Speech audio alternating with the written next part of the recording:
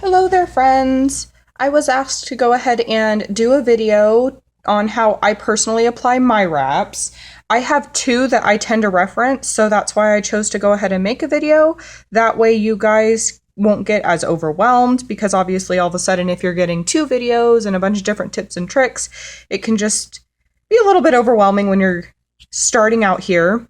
So what I'm going to do, first things first, I use acetone to dry out my nails. The basic application video does recommend rubbing alcohol. I prefer acetone. I feel like it gets them a little more dry. Also, one thing that I do is I prep each nail individually before I apply the wrap. If you have really oily nail beds, then what happens is if you go through and do all of your nails prior to applying, by the time you get back around to applying the wrap to your nail, it might be oily again. So we want it as dry as possible. So while that's drying on my nail, I go ahead and measure out which wrap I'm going to use. That's why the clear backing is so nice. And then you want to avoid touching the adhesive. That way you can get the best application. So you just stick an orange stick under there. And then for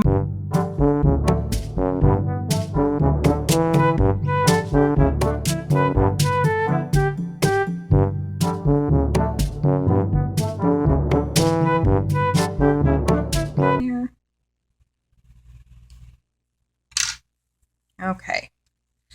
So now my fingernail is dry. I'm going to go ahead and heat with my little mini Jamberry heater.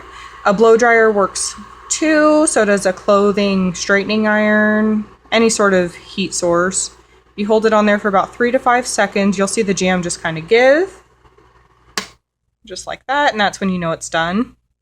I grab the tip because I know that I'm going to be filing that off, and it's easier for me personally to go ahead and apply.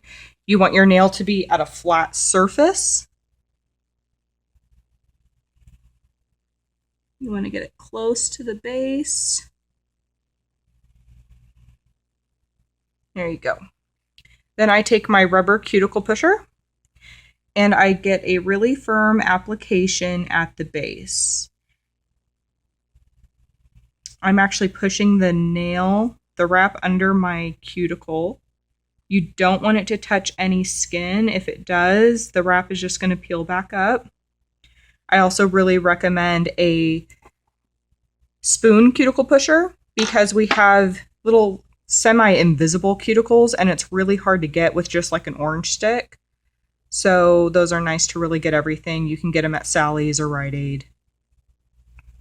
So now that I've got the base on there really firm, I'm going to do what's known as the pull and stretch method. So I'm going to take my excess here and I'm just going to pull it over the nail. And what this does is it keeps any sort of wrinkles and whatnot from happening. So you just pull it and stretch it over the end. Now you can take your rubber cuticle pusher and just really mash it down in there. Again, make sure that you aren't touching the nail to any skin.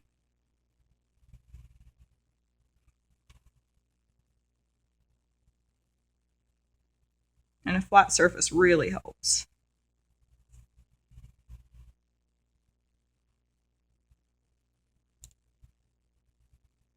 And then normally what I would do is go ahead and apply to all my other nails because you want the adhesive to get a nice strong bond with your nail before you go ahead and do the filing.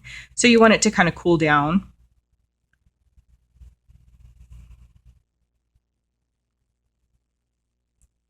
But for purposes here, I'll go ahead and do this because I know you guys don't want to sit here forever and watch me do my nails.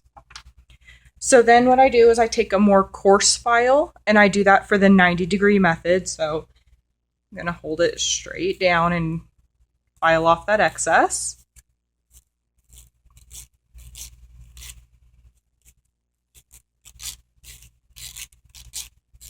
Isn't that a terrible sound? I'm sorry.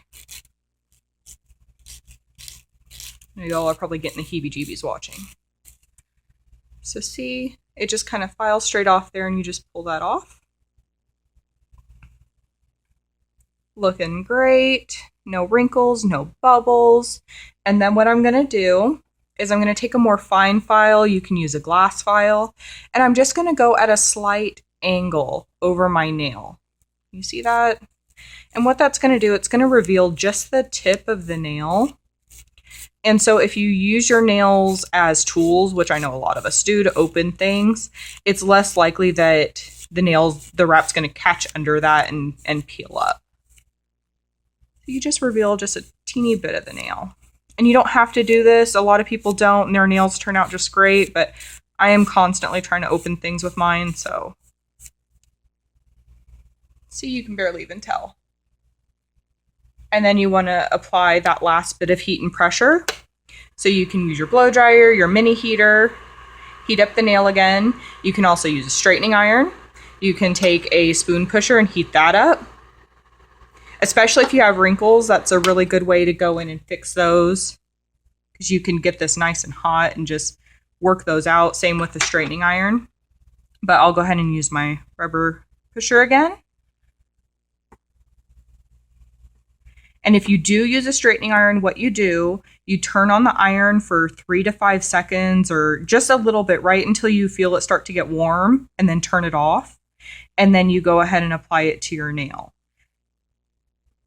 And you can work out any sort of bubbles. But see, since I did that pull and stretch method, I didn't have any wrinkles or bubbles to even have to work out. How awesome is that? Apply that last bit of pressure. And there you have it. Thanks, guys. Let me know if you have any questions.